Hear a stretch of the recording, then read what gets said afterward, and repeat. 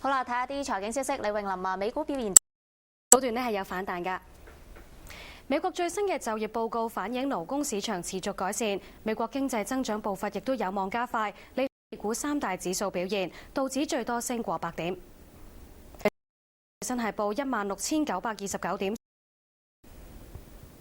美國最新嘅就業數據理想，失業率更加跌至金融海嘯以嚟新。分析認為聯儲局提早加息嘅壓力增加。由馬雙琪報導。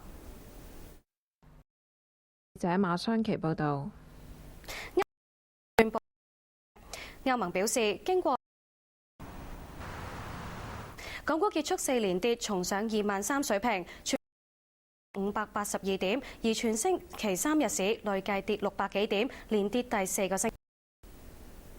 恒指全日。金融管理局表示，受佔中行動影響，銀行營業網點進一步減少。根據下晝4點半，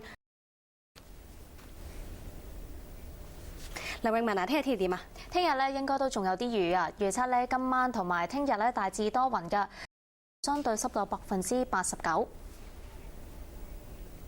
各位新聞報導員，再會。